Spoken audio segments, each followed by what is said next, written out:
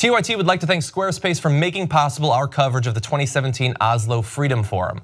Whether you need a website, a domain, or an online store, make your next move with Squarespace. You can start your free trial at squarespace.com/TYT and you'll get 10% off your first purchase.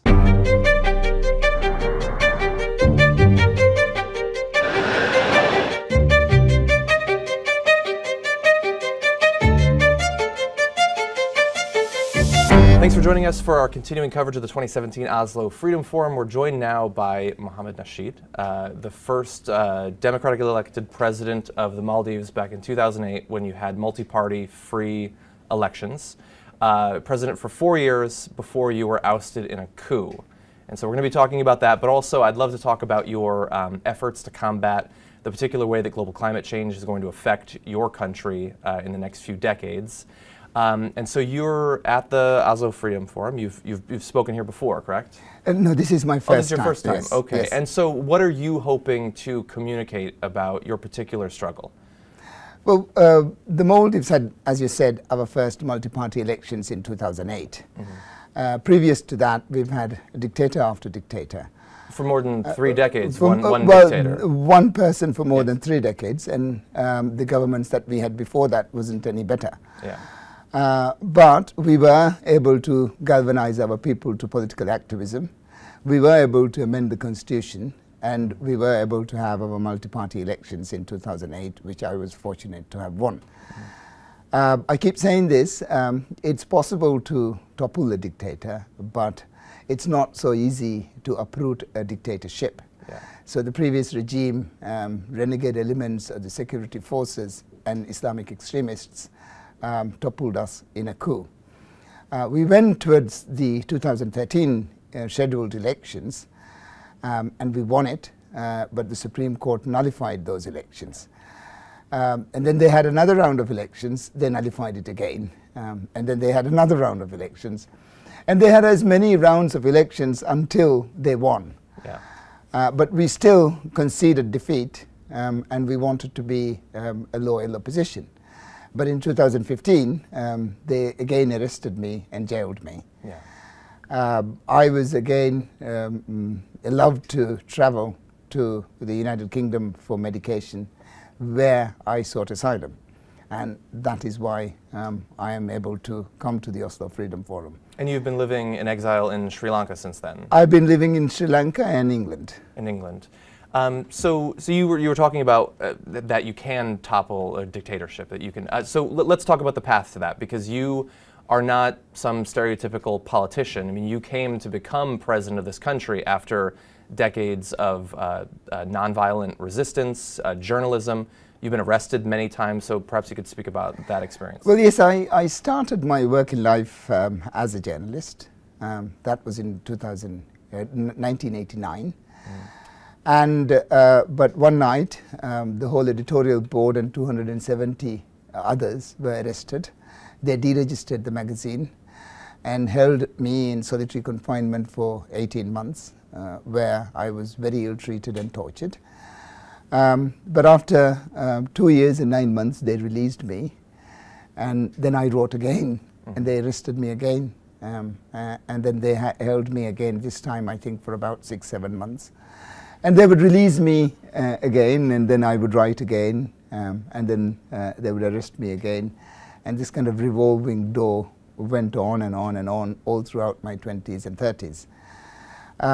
Then in 2003, I decided to leave the country, and we formed a political party in exile in Sri Lanka.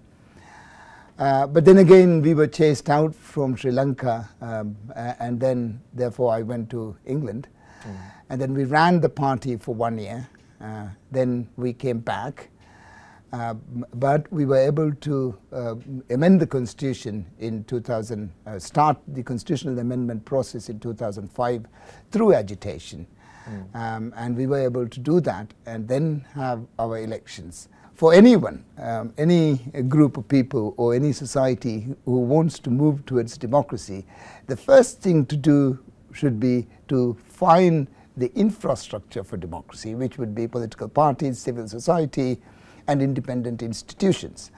My view is that we should not topple governments, but we should do that through the ballot. And we should fight and fight and fight to find the necessary conditions that would allow us to have free and fair elections. So I'd like to talk about one of the efforts you undertook while you were president that received a lot of international attention, and that was your efforts to get the world community to pay attention to not just the overall damage that climate change is going to do to the world, but the particular way that it's going to affect countries like the Maldives and other Tuvalu and other island nations that face the very real threat of being wiped off the face of the earth as the ocean rises. So you had a documentary made about your efforts, The Island President. Now that you are no longer president, it seems like your country has moved in a different direction to combat this change. But what do you think about the possibility of the global community fighting climate change and protecting countries like the Maldives? My view is that it's going to be difficult to turn around now. Renewable energy has become an economic issue. We are now finding that the new technology is financially viable and economically feasible. So it's not just an environment issue anymore, or neither an ethical issue anymore, but more a financial and an economic issue. There is money that you can make out of renewable energy. Now, if you take a country like Sri Lanka, for example, they produce 1,300 megawatts of electricity through diesel, and they do that at a cost of 30 cents a unit. Now, you could do renewables today at 20 cents a unit. So Sri Lanka would be saving something like $1.1 billion a year if they switch. So when the maths is as such, I am very hopeful that the world will change. I cannot see how any president or any election being able to revert us back from this trend. When it makes economic sense. When it makes economic sense. Well, so I would now, I'm trying to advocate this point that we should address climate change as an economic argument more rather than a human rights issue or an ethical issue. Well, of course it is an ethical issue, but to get greater impact, we should talk about the economics of it. Yeah, and it seems like especially a combination of the economic and the ethics, the idea that a lot of Americans, as not enough of them accept that climate change is happening in the first place, but those who do don't seem to understand that countries like the US, who are generating so much carbon, we will feel the effects of climate change in some way. It'll make farming a little bit more difficult, but that the effect is disproportionately so much harder on other parts of the world that countries like the Maldives can literally face an existential threat to their continuation. The United States will listen to what's happening because of the economics, because of the money that you can make out of it. The profit motive and the market mechanism can be brought into play. In my view, I'm not now anymore trying to convince Western governments or Western societies to stop emitting carbon because it is unethical, but because it is financially unreasonable. The United States is very rapidly, in spite of everything, moving towards renewable energy. And then, you see, it is possible to have the same economic outcomes, full employment, GDP growth, low inflation, through a low carbon development strategy, through different paths. We can also go into adaptation. Countries like the Maldives must go into very heavy adaptation. But I would again argue that that adaptation also be more softer adaptation and biological adaptation. For instance, in the Maldives, to do a breakwater, it cost us $4,000 a meter. But you could grow a reef at a fraction of that cost, and the reef would do exactly the same thing. What are you hoping that people take away from your address? Don't give up. Okay. Anything more you wanted to say? I hope so too. Well, you know, very often this whole issue becomes hopeless.